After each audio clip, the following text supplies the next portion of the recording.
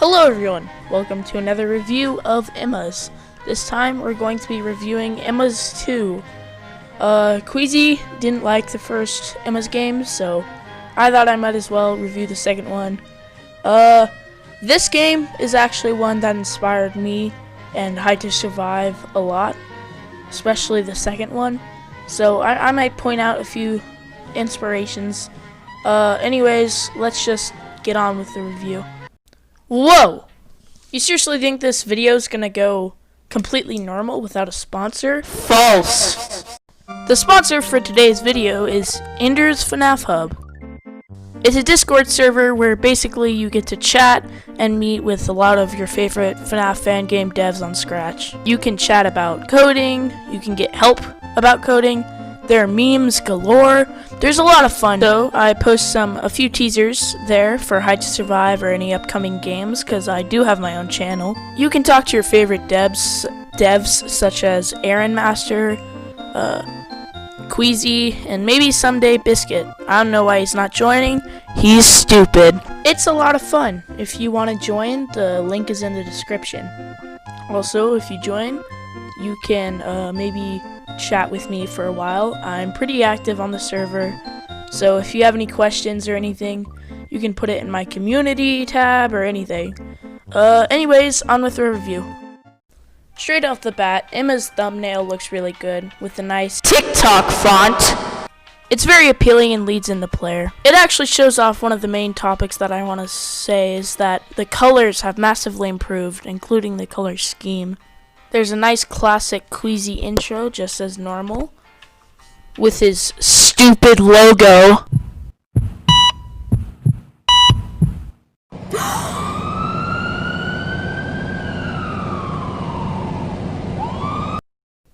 This game actually starts off with something really creative, which is a cutscene. Now, that cutscene is very similar to the Sparks 4, which is strange, but that's besides the point. This cutscene again sets an atmosphere for the game and makes it really nice, really polished, makes it look good. It also adds to the lore, which is something that in the gameplay doesn't show a lot in this series, so yeah. Also, a very polished menu. Emma is breathing, which is really cool animation, nice and smooth. And then onto the office. Now, immediately, the office is a huge improvement from the first game. No layering issues, nothing really bad about it. It's all really well done, really polished, really clean. The camera monitor was a really clever idea, how you don't have to press a button, but you're actually looking into the monitor. Haven't used that one before. No inspiration. I would never do. The art is almost like 10 times better than the first one, mainly because of the colors and how clean it is and how appealing it is to look with your eyes. The animatronics are a lot better in my opinion as well, looking like actual kid attractions, that things kids would actually like to see. Always very fitting models, to be honest. There's an introduction of a few new characters, which is really cool as well. Very nice clickable nose as well. There's a flash mechanic. It's just 10 times better than the first one, to be honest. There are a few Easter eggs as well as the doll in the first game being on one of the cameras on a shelf. Also, the stars everywhere set a real cool atmosphere for the game. Also, have never used that before. Really polished art. I just gotta say, it's so much better than the first game. The color scheme is so much more appealing, and the gameplay is 10 times bigger. Really good game. Speaking of gameplay, let's talk about that a bit. So basically, here's the gameplay. The animatronics move around the building, no duh. One of them goes into the vent. You have to shut the door on him, the vent door. One of them goes to your office, which is Emma. peeks their head through, they and you have to flash a light or something. I don't know why offices would have that in general. But anyways, there's also a character that you also have to flash in on the cameras because he so often goes through the curtains. I'm pretty sure there's a golden Emma as well. I haven't had the patience to make it through the entire game. Don't judge me, but yeah. As you can see, way bigger, way more complicated, way more action-packed than the first one, which was, again, one of my main complaints about gameplay. But, where some things are improved, I think this whole making it faster and less boring thing was a bit too amplified. I don't know if it was just me, but I think the hours were like amplified down to like 35 seconds or something, and it went only to 6, even with all these new gameplay features. It goes relatively fast.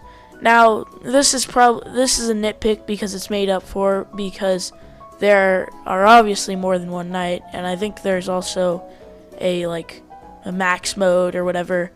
So yeah, still, it's, I just wish it went on a little longer.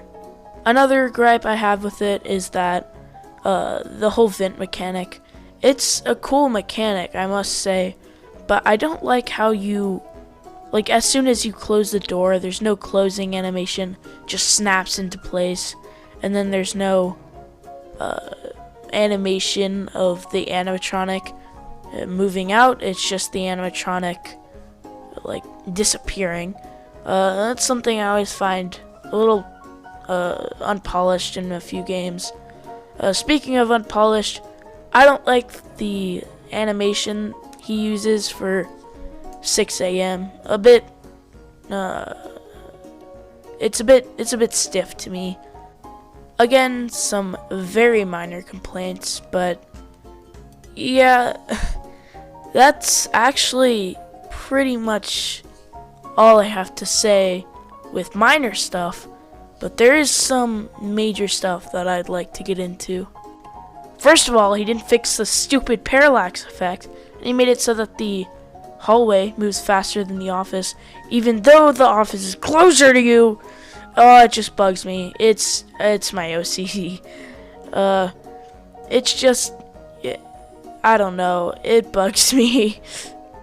Something I really do like is the attention to detail, especially with the food items. He made Emma's its own soda company, which is actually awesome. Also made a candy bar or something ripped straight from FNAF VR, but it's actually used in these cameras and stuff, which I think is a very clever idea, because if you go to Chuck E. Cheese or anything like that, you can see that they have these sorts of candies. I know, minor detail. Now, there are very few things like this for this game, but there are a few things that the first game gets right and this one doesn't quite get right. The first game was a really creative one. The gameplay was okay, meh. It was a meh game. But the animations, sound design, all of that made you feel really intimidated. Yet being in this office kind of feels like you have a lot of power, especially with most of the stuff you're doing on cameras. Now, I can't really push on him too hard, though. This isn't something that you can't really fix, but it's just the intimidation with the bedroom and you're a little kid and the animatronics in your window. It just doesn't, it's just not as, I don't know, it just doesn't grab that. No tension. It's just kind of a boring FNAF fan game. Well, not boring, sorry. I mean, I don't know, bland in terms of, it's hard to explain. I'm moving on to the next thing. Bye! As you guys know, with Queasy, models are always good, Cameras, there are plenty of them. I like the rotating effect. The Office, really well done. I think I've said this before. I really like the tiled stuff on it. I like the posters as well, including the one of the burger for some reason. I don't know. The cameras, a lot of detail, party hats, all that. There's not too much else for me to say, to be honest.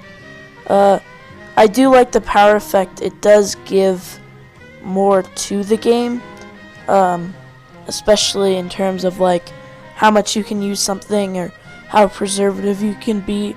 Yeah, so I'm just gonna move on to my overview and then review, or not review, whatever. Future me, just cut that. Okay, here's my overview. Emma's Diner, whatever you'd like to call it, is a game with, I'll be honest, less potential, but it really grasps what it needs to get done. Like, the art is amazing, the models, everything is so well done. As always, it's very visually appealing. The gameplay is very well made as well. Animations, really cool, not as nearly as stiff as the first one. Very good, very polished. Yeah, it was even inspirational, to be honest, because as you guys can see, it inspired a lot of stuff that I used in Hide to Survive 1 and 2. So, yeah, props. Now, time for my final score of the overall game. My rating for Emma's Diner is...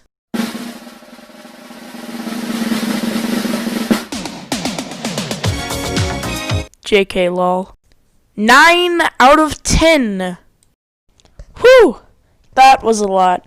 Thanks for bearing with me through this incredibly long video.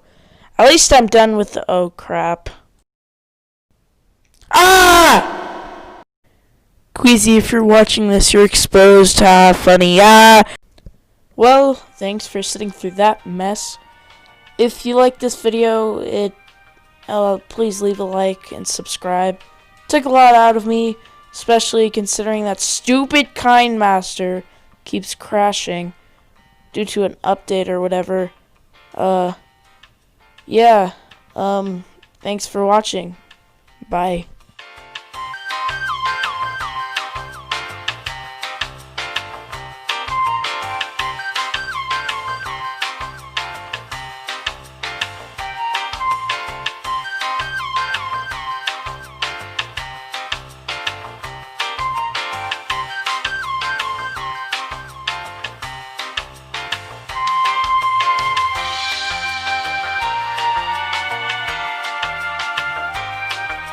Nut.